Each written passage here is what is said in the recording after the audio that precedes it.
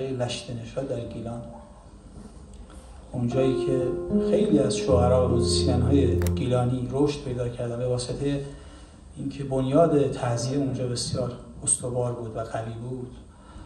یک جوان ناشاعر ناشناسی ظهور کرد که در فقر مطلق زیست و در فقر مطلق هم درگذشت. رمضان پورطاهر خیلی زود، یعنی جوانمرگ شد وقتی که تمام دارایی خودش و مادرش رو که با هم زندگی میکردن در روستا، یعنی تخم مرغ‌هایی که مرغ‌هاشون گذاشته بودن، روز برمی‌داره به بازار لشت‌نشان میبره تا اینکه بفروشه.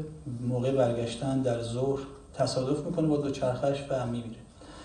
از رمضان پورطاهر هیچ برای ما نمونده جز یک قطعه شعری که یکی از دوستانش این اواخر به ما رسوند. متاسفانه دوستانش و اطرافیانش فکر میکردن اینها کاغذپاره است و دست‌نوشته‌هاش همه رو از بین بردن.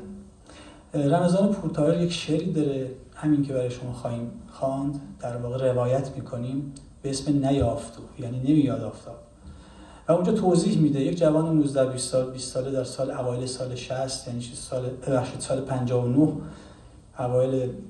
اواخر دهه 50، اونجا اشاره میکنه، سوال میپرسه: میدونید چرا آفتاب تو سرزمین ما طلوع نمیکنه؟ میدونید چرا انقدر ما ابرناکیم؟ چرا انقدر غمگینیم؟ چرا حالمون خوب نیست؟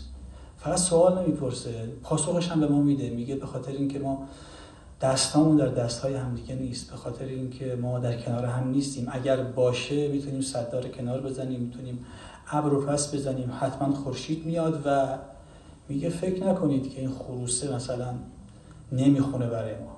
قاعده خروسه که صبح بخونه و یه روزم خروس ما سر صبح خواهد خوند. این شعر تقدیم به رمضان پورطاهر و شاعر و خنیاگر شوریده جنوب رامی که همتون میشناسید. انگار که رمضان پورطاهر این شعر رو روی آهنگ نهنگ یا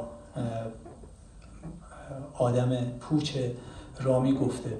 برای ما این یک مراسله‌ای بود از شمال به جنوب، یک نامه‌ای از خزر به خلیج، برای اینکه بگه دردهای ما و شورهای ما، امیدهای ما همه یکیه. ما یک بدن هستیم، فقط در دو سوی ایران که اتفاقا هممونم با دریا عجین هستیم، بر جبر طبیعت ساکن هستیم، اما قلبمون در کنار همه با همین ترانه. به افتخار هر دو این عزیز و افتخار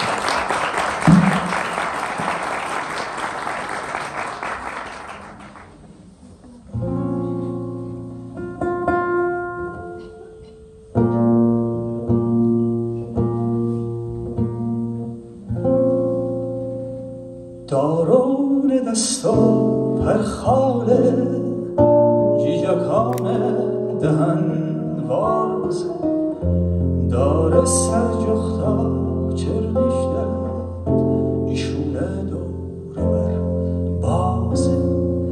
چقدر سرده، چقدر درده، چقدر دیلان ویده داغه. نه آفتو امی ورجه اویره گود خوراغه. امی چومه بگیت خو، امی بسته ببرده او.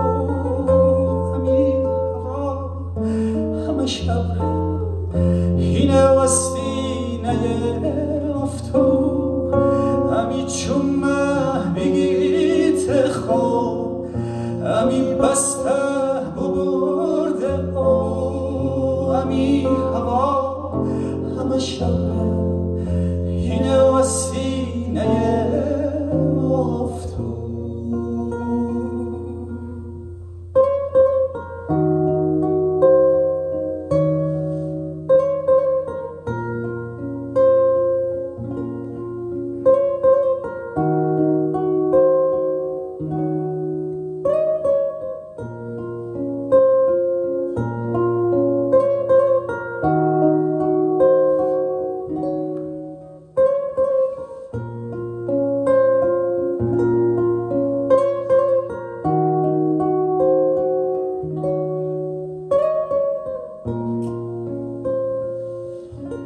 دساسینین امی چومه همی دستان هوا رسته بزنیم ابران دیمه هدیم با هم همی دسته خروسان زبان لاله یای شو بی سر بومه شوام ببی سر بیبی و چی فرتو پلا